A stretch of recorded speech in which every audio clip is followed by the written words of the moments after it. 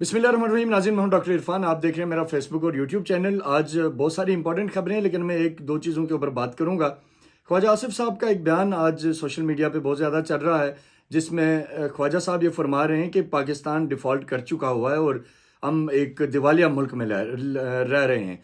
अब इस सारी जो इनके बयान का जायज़ा लें और इस हुकूमत के आने से लेके अब तक की आप इनकी हरकतों का जायज़ा लें, तो उससे ये लगता है कि खुदा न खास्ता जो चीज़ें नहीं भी हैं, उनको भी ये जानबूझ के पाकिस्तान के मत्थे लगाना चाहते हैं।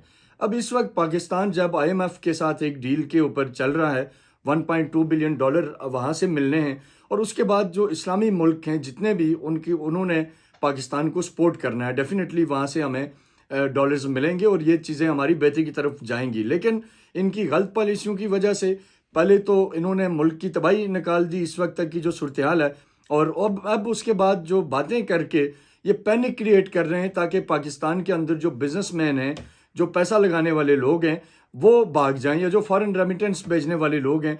ये बयान इंतहाई गैर जिम्मेदाराना बयान है। इस बयान की वजह से इस वक्त जो सूरत हाल है वो बड़ी ख़राब है। मैंने बिज़नेस कम्युनिटी के कई लोगों से बात की, तो लोगों को ज़ाहिर है जब एक फेडरल मिनिस्टर ऐसी बात करेगा तो एक आम आदमी को आप क्या अच्छे की उम्मीद देंगे। तो बहरहाल जो हकीकी तौर पे जो अदाद व शुमार हैं जिनके ऊपर मैंने कुछ जायज़ा लिया, कुछ एक्सपर्ट से भी बात की मैंने, तो एक तो ये कि आईएमएफ की तरफ से जब 1.2 बिलियन आता है तो उसके साथ हमें बहुत सारी चीज़ों के अंदर फ़ायदा होगा। दूसरा, दोस्त ममालिक हमें उसके बाद सपोर्ट करना शुरू कर देंगे। जो पोर्ट के ऊपर फंसे हुए कंटेनर थे जिनकी तादाद 5,700 थी, उनमें से कई कंटेनर्स हैं जो कि इस वक्त तक क्लियर कर दिए गए हैं।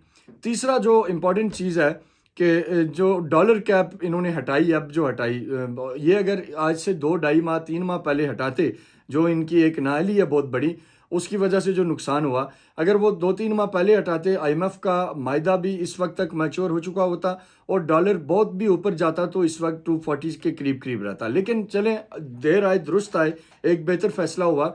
तो अब इस वक्त जब आईएमएफ से मामलात हमारे तय होने की तरफ गए हैं, हुकूमत ने शराइत पे अमल दरामद शुरू किया है, उसका फ़ायदा ये हो रहा है कि इस वक्त तकरीबन 5 रुपये या इससे कुछ ज़्यादा डॉलर गिर चुका हुआ है ओपन मार्केट में और इसी तरह इंटर बैंक में। अब ये जो हालात जिस तरफ जो हमारे मुल्क के इस वक्त आप कह लें कि जो फाइनेंशियल क्रेडेंशियल्स हैं जिस तरफ नज़र आ रहे हैं, उससे बेहतरी की उम्मीद है।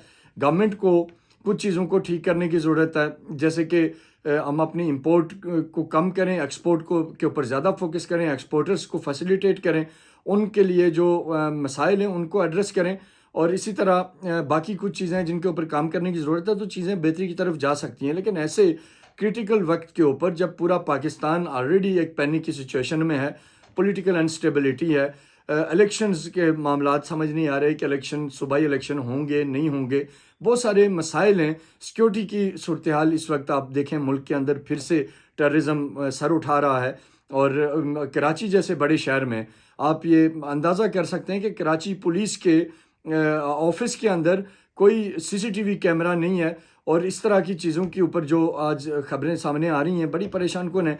तो इस सारे सिनेरियो के अंदर एक वफाकी वज़ीर का सामने आना और आवाम को उम्मीद देने के बजाय, आवाम को पॉजिटिविटी दिखाने के बजाय ये कहना कि हम डिफ़ॉल्ट कर चुके हुए हैं, तो ये क्या पैगाम दे रहे हैं। तो इसलिए मैं ये समझता हूँ कि ख्वाजा आसिफ साहब को इमीडिएटली सामने आना चाहिए, और इससे पहले कि वो बाद में आके कहें कि जी मेरी खबर को तोड़ मड़ोड़ के पेश किया गया, जो कि एक मारूफ फ़िक्रा है इस मुल्क में, वो जल्द अज जल्द सामने आएँ और वजाहत करें और बताएं कि जी उन्होंने किस तनाज़र में ये बात की थी। आप इलेक्शन नहीं करवाना चाहते, वो एक अलग मामला है, लेकिन आप मुल्क के अंदर इस तरह का पैनिक फैला के, आप लोगों को डरा के, लोगों को परेशानी में डाल के आप इस तरह के इकदाम ना करें। दूसरी चीज़ जो इस वक्त इस मुल्क में हमारे सामने चल रही है, वो ये है कि इमरान खान साहब की गिरफ्तारी की बातें हो रही हैं।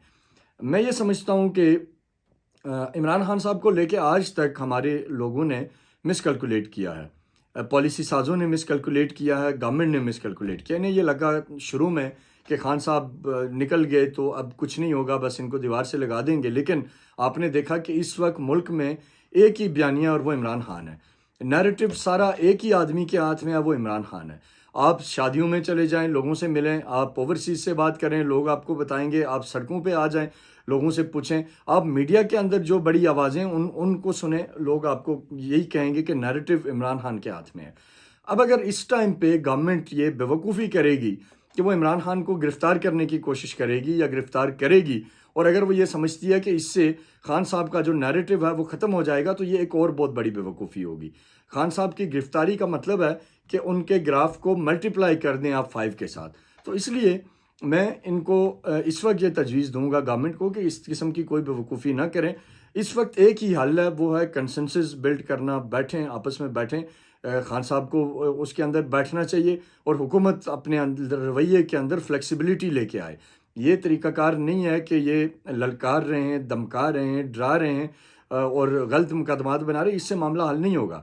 ان کو بلائیں، بٹھائیں، ان کی بات سنیں، اور اس کے ساتھ پھر ایک ایسے اس کے طرف جائیں کہ جہاں آپ جنرل الیکشنز اور صوبائی الیکشن کے اوپر ایک کنسنسس میں آئیں، ملک کی معاشی صورتحال کو دیکھتے ہوئے، دہشت گردی کو دیکھتے ہوئے ان چیزوں کے اوپر بات کریں اور ایک سیٹلمنٹ کی طرف آئیں، بجائے اس کے کہ آپ ان کو دمکائیں۔ بہرحال یہ ایک میرا ویلاگ تھا، اس کے اوپر میں دوبارہ بات کروں گا، اور پھر انشاءاللہ تعالیٰ اس موضوع کو آپ کے سامنے لے کے آئیں گے۔ مزید کچھ چیزیں میرے پاس جن کو میچور ہونے کے بعد کل میں آپ کو بتاؤں گا کہ آگے کیا ہونے والا ہے الیکشنز کے حوالے سے بھی، اور کچھ امپورٹنٹ چیزیں ہمارے ساتھ آپ ٹیون رہیں، چینل کو سبسکرائب بھی کریں اور دیکھتے رہیں ہماری ویڈیوز۔ بہت شکریہ۔